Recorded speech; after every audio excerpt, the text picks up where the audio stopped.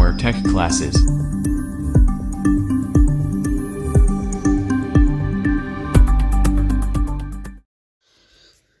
चलो बच्चों नमस्कार।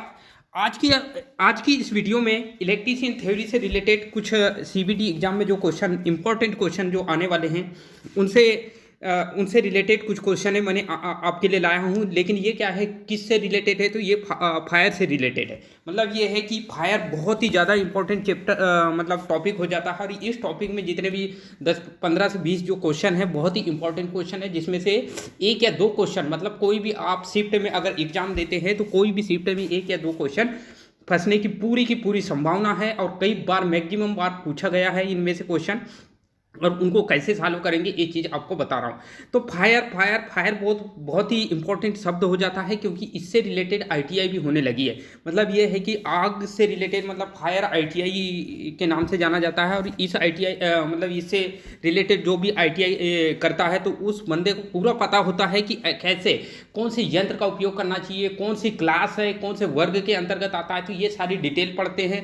और मतलब ये है कि कम से कम टाइम में आग कैसे ज़्यादा से ज़्यादा आग को कैसे मतलब ये है कि बुझा सकते हैं। आग बुझाना मतलब होता है समन करना, मतलब आग को रोकना। आग को रोकने के लिए जितनी भी आग अगर लगी है तो उसको रोकने के लिए जो भी यंत्र, डिफरेंट टाइप के यंत्र है, उनसे रिलेटेड क्वेश्चन।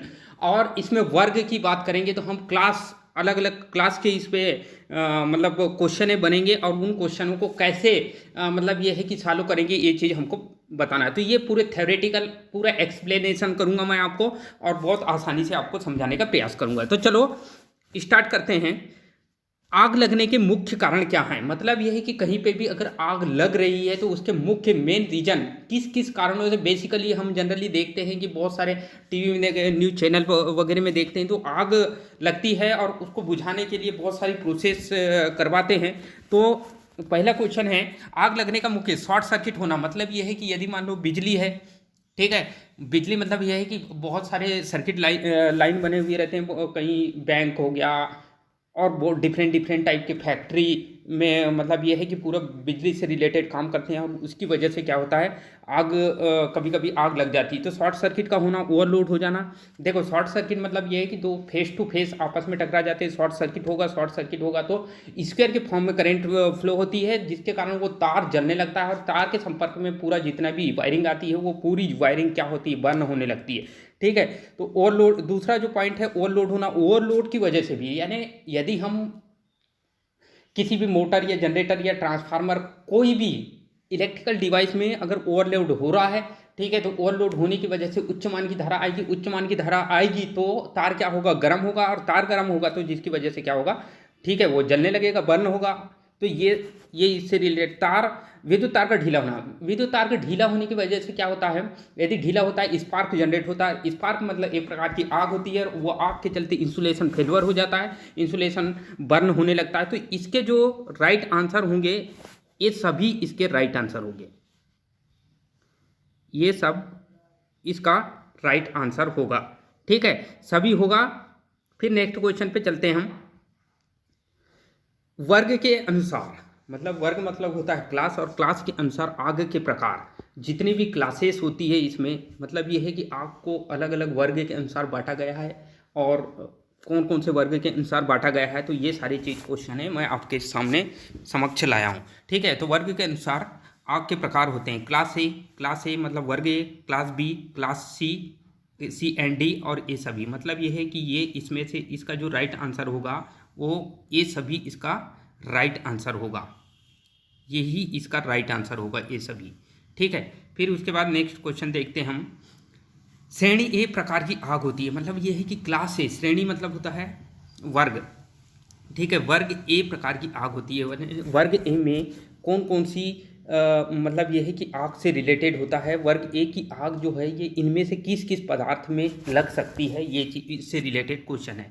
तो वर्ग ए में ध्यान रखना है कि ठोस मतलब ये है कि जो भी सॉलिड मटेरियल होगा, और वो ठोस मटेरियल उसी में ही आग लगेगी। और वो कौन कौन से सॉलिड मटेरियल के आधार पर वर्ग मतलब ये है कि क्लास को ये वर्गीकृत किया गया है।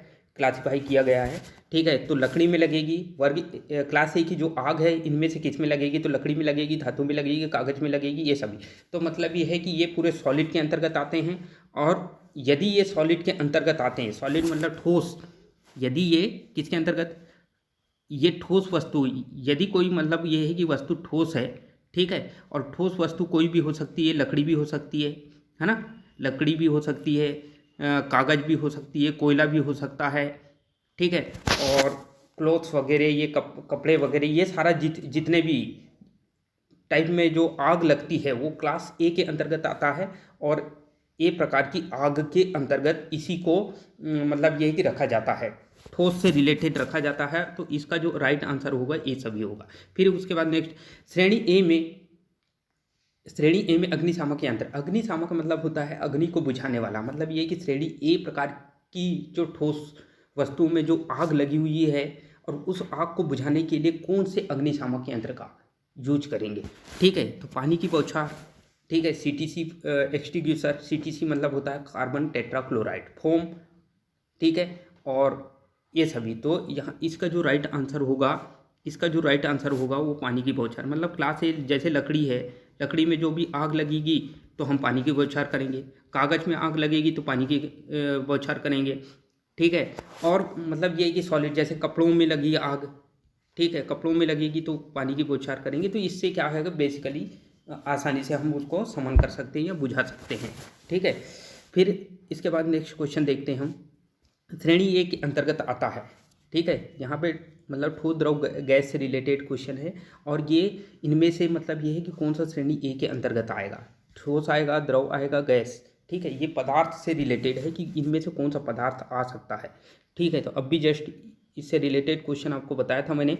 तो श्रेणी ए के अंतर्गत आता है ठोस पदार्थ। ये चीज़ हमको याद रखना है कि ठोस पदार्थ ही श्रेणी ए के अंतर्गत आएगा, ठीक है। फिर उसके बाद नेक्स्ट, श्रेणी बी के अंतर्गत आता है, ठीक है। तो श्रेणी बी के अंतर्गत इनमें से मतलब ये है कि कौन सा पदार्थ आता है, ठीक है, ठोस आता है, द्रव आता है, या गैस पदार्थ आता है। तो श्रेणी बी में द्रवी पदार्थ को रखा जाता है। जैसे श्रेणी ए में, क्लास ए में, ठीक है, ये क्लास ए में सॉलिड को रखते हैं, ठोस को रखते हैं। उसी प्रकार श्रेणी बी में मतलब क्लास बी में हम किसको रखेंगे, क्लास बी के अंतर्गत जो रखेंगे हम वो किसको रखेंगे, तो द्रव को रखेंगे। लिक्विड से रिलेटेड क्वेश्चन है, लिक्विड को श्रेणी बी के अंतर्गत रखा जाता है, ठीक है। आई होप कि ये क्वेश्चन आपको समझ आया। फिर श्रेणी सी के अंतर्गत आता है, मतलब ये है कि श्रेणी सी में किसको रखा जाता है, इनमें से कौन से पदार्थ को श्रेणी सी में रखा जाता है, ठीक है। तो इसका जो राइट आंसर होगा वो क्या होगा, गैस, ठीक है। जितने भी गैस में जो भी लगी आग होती है, ठीक है, गैस में अगर कोई आग लग रही है तो वो श्रेणी सी के अंतर्गत आएगी, ठीक है। फिर उसके बाद श्रेणी डी के अंतर्गत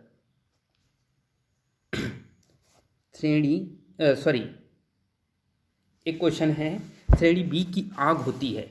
मतलब ये है कि श्रेणी बी में मतलब ये है कि किस किस में आग लगती, श्रेणी बी प्रकार की जो आग है इनमें से किस किस में लगेगी, द्रव में लगेगी, गलनशील ठोस में लगेगी, ठीक है, ए बी दोनों। मतलब ये है कि द्रव में तो रहता ही इसका, लेकिन क्या होता है यहाँ पे गलनशील एक शब्द आ जाता है, तो द्रव भी रहेगा, गलनशील ठोस भी रहेगा, मतलब गलने वाला, क्योंकि वो ठोस है तो सीधा गल जाएगा तो लिक्विड में कन्वर्ट हो जाएगा। तो मतलब ये है कि इसका जो राइट आंसर होगा ए बी दोनों इसका राइट आंसर होगा, ठीक है। श्रेणी बी की आग को बुझाने के लिए मतलब ये कि क्लास बी की जो आग है उसको बुझाने के लिए उपयोग किया जाता है, ठीक है। मतलब ये है कि जो भी क्लास बी के, और क्लास बी में द्रव में जैसे पेट्रोल, डीजल हो गया, मिट्टी के तेल, इसमें ये द्रव से रिलेटेड है ना। और इसमें जो भी आग लगेगी, जैसे पेट्रोल में आग लग रही है, पेट्रोल के बड़े बड़े पंप होते हैं, ठीक है। और पेट्रोल जैसे कि मान लो पेट्रोल, डीजल या मिट्टी के तेल को ये मतलब रेलवे लाइन के माध्यम से हम एक स्थान से दूसरे स्थान मतलब ट्रांसमिट कराते हैं।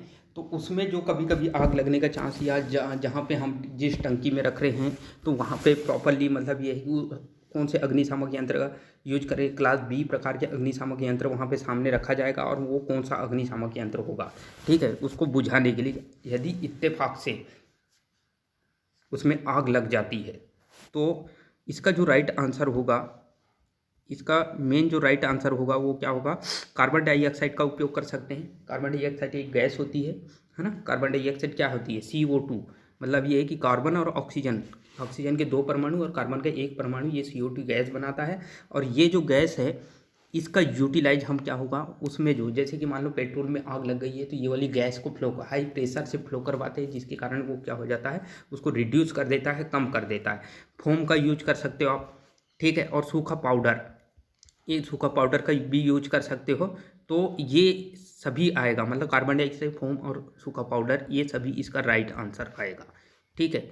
फिर उसके बाद श्रेणी बी की आग को बुझाने श्रेणी सी के अंतर्गत आता है। श्रेणी सी के अंतर्गत इनमें से कौन सा आता है?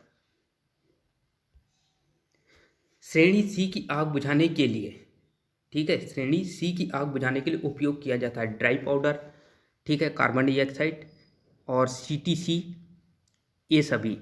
तो श्रेणी सी काय में लगता है, ठीक है। मैंने जस्ट आपको बताया था कि श्रेणी सी जो होता है वो वर्ग, मतलब ये कि क्लास सी, जो क्लास सी से रिलेटेड है, तो ठोस में ए का उपयोग करेंगे, ठीक है। सॉलिड से रिलेटेड क्या है, ए है। बी मतलब द्रव से रिलेटेड, सी मतलब गैस से रिलेटेड है। तो गैस में जो आग लगेगी, जैसे कि मान लो मीथेन गैस है ना, आपने देखा होगा जनरली मीथेन गैस वगैरह होती है जो खाना वाना बनाने के लिए यूज करते हैं, और डिफरेंट टाइप की गैसेस होती है। तो उसको, उससे जो आग कभी लग जाती है, ठीक है, तो उसको बुझाने के लिए हम यूज करेंगे तो ड्राई पाउडर का यूज करेंगे। किसका करेंगे? ड्राई पाउडर का यूज करेंगे हम, ठीक है। ये ड्राई पाउडर होता है, इसका यूज करके हम उसकी आग को आसानी से बुझा सकते हैं, ठीक है। फिर नेक्स्ट, श्रेणी डी प्रकार की आग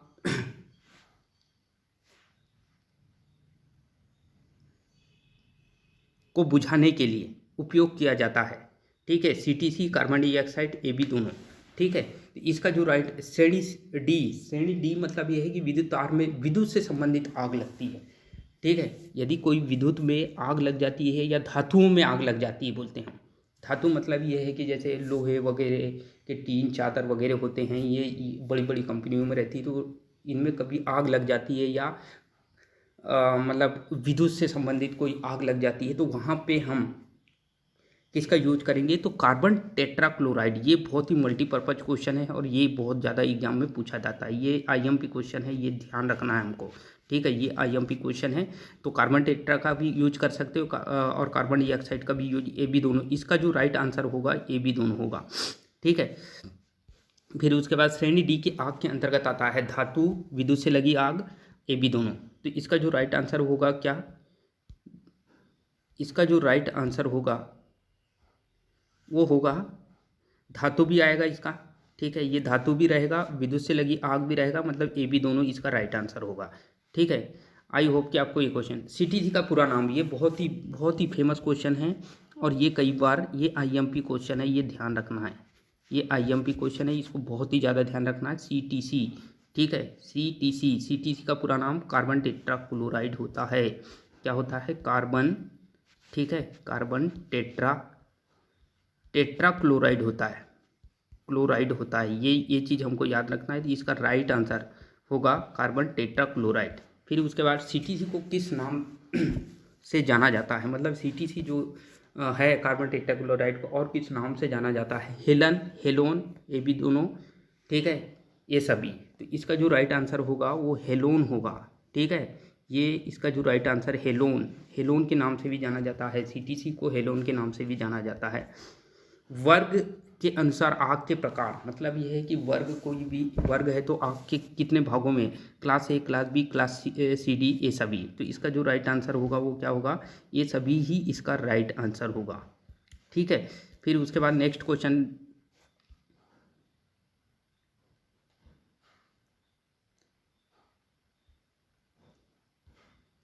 आई होप कि आपको ये जो क्वेश्चन हैं ये समझ आए हो, ठीक है।